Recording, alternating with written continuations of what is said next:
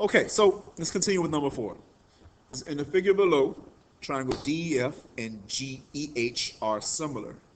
So they ask for the length of HF, which HF is right here. That's interesting because it's not actually the side or the entire side of any of the triangles. Because when you look at the two triangles that they're talking about triangle DEF, which is here, and triangle GEH, which is here. But then they ask you for this side here, which isn't technically a side of either of the triangles. So what do we do with that information? Well, this must mean that they're asking us a two-part question. Before I can tell you what the length of HF is, I must first know what the length of EF is, because HF is a part of EF. So from there, we can set a proportion up to solve for EF, and then take the portion that is HF. So how do we set up that proportion? Well, when we look at the smaller triangle, we have EH over GH. Those are the numbers that we have. That's the right side over the base. And that is for the small triangle. So my other fraction, if this is small, this must be large. But if this is the right side, then I must also be dealing with the right side of the large triangle to go here. And that right side of the large triangle is not just HF, but it is from E all the way to F, so that's EF. The base of the large triangle is pretty easy to see, and that's DF. So what do we do from there? We're going to plug in our numbers. So EH we know was 4 over 5, which most of you would have tried to have done that immediately. And now we have EF. Well, we don't know what EF is, but we know that it goes all the way across here. And we don't know what that is, so let's call that Y. And not to be confused, matter of fact, let's do it out here, so we don't confuse that with HF. So that entire length is Y. So EF is going to be Y over DF, which we know is 15. Cross multiply, 4 times 15 is equal to 5 times Y. 4 times 15 is 60, equals 5 times Y, which is 5Y. Divide both sides by 5. These cancel, and so 12 is Y.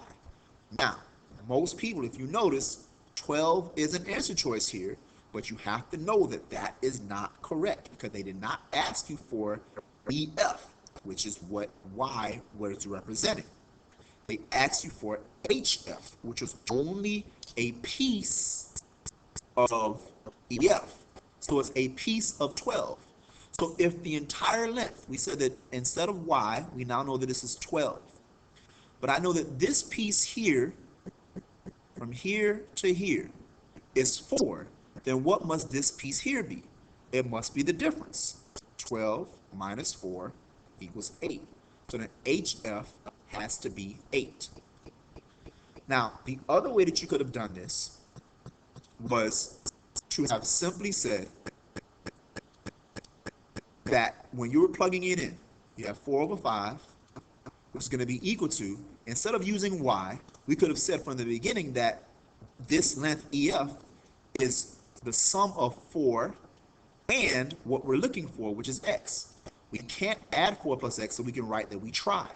So 4 plus X over 15 would stay the same. And this is why I say all the time that when you're trying to do cross multiplication to solve proportions, don't do math on the first step. Because if we do 4 times 15 over here, you do 5, but what are you multiplying by? Not just 4, but the entire side, 4 plus X. So 4 plus X. So 4 times 15 over here is very easily 60. But this is where now you have to make sure you are paying attention, because you can't multiply just 5 times 4. You have to multiply 5 times 4 and 5 times x. So you write that down. It's a little sloppy. Clean that up.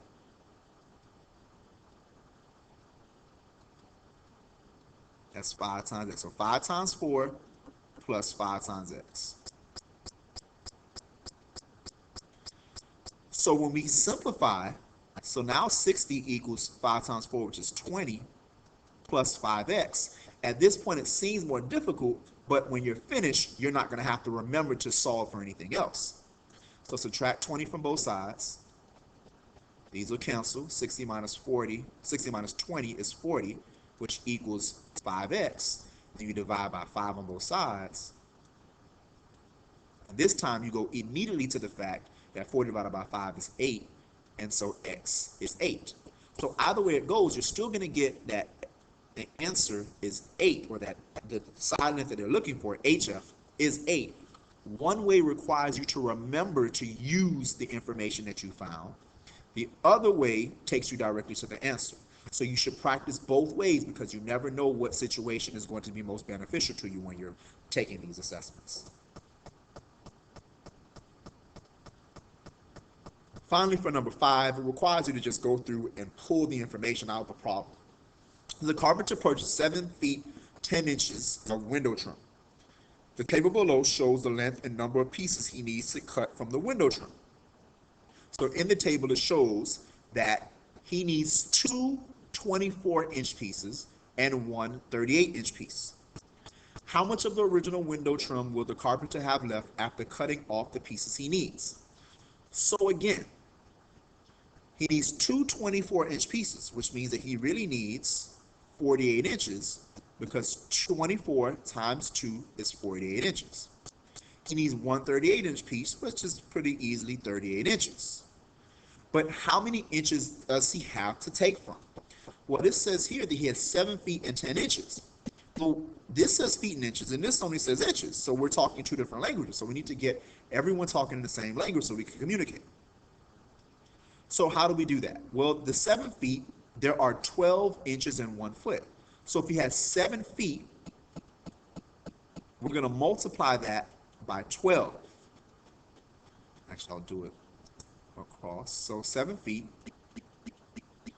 times 12 inches per foot. Feet are going to cancel, and I get 84 inches. But it wasn't just 7 feet, it was 7 feet 10 inches. So there was an additional 10 inches. So 84 plus 10 will be 94 inches is what he started with. So he needs to cut 48 inches and 38 inches. So in total, he needs to cut 48 plus 38, which is 86 inches. So he needs to cut 86 inches. He has 94 inches. So how much will he have left? That's very simply 94 minus the 86 inches is going to be equal to 8 inches. So he'll have 8 inches left after he cuts it. So like I said, this problem just requires you to understand there was a conversion here. You need to know that these are multiple pieces, so you expanded that out to find out how many pieces in total, and then you just found the difference, and that's it.